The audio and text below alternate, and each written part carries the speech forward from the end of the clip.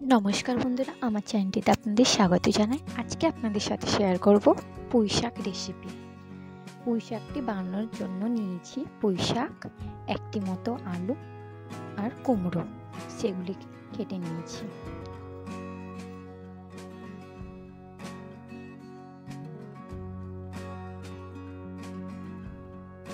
পুঁই শাকটিকে পরিষ্কার জল দিয়ে ভালো করে ধুয়ে নিয়েছি।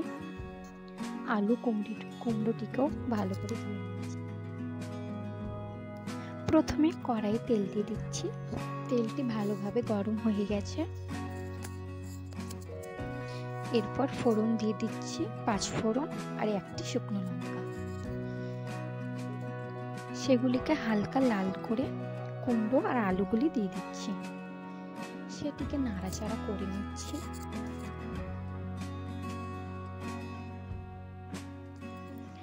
আলু আর কুমড়োটিকে লাল করে ভেজে নিতে হবে। কিছুক্ষণ পর দেখুন কুমড়ো আর আলুগুলি লাল হয়ে গেছে। এরপর পুঁই শাকগুলি দিয়ে দিচ্ছি। পুঁই শাকটি দেবার পর ভালো করে নাড়াচাড়া করে নিচ্ছি।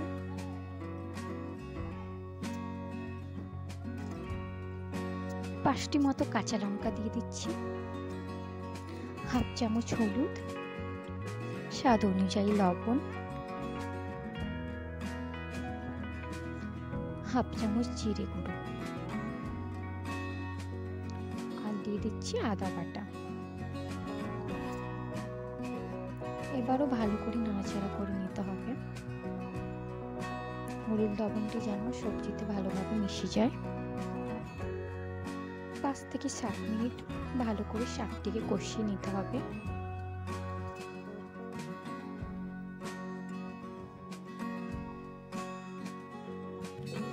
এখানে আমি 5 থেকে 7 মিনিট ভালো করে কষিয়ে নিয়েছি।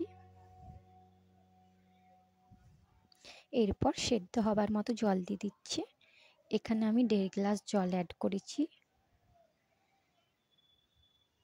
ভালো করে জলের মধ্যে ডুবিয়ে দিচ্ছি সবজিগুলিকে, যেন ভালোভাবে সেদ্ধ হয়ে যায়। পুঁই শাকটি জল দেবার পর 15 মিনিট ভালোভাবে সেদ্ধ করে নেব, যেন পুঁই শাকের ডাঁটাগুলি আর আলুগুলি ভালোভাবে সেদ্ধ হয়ে যায়।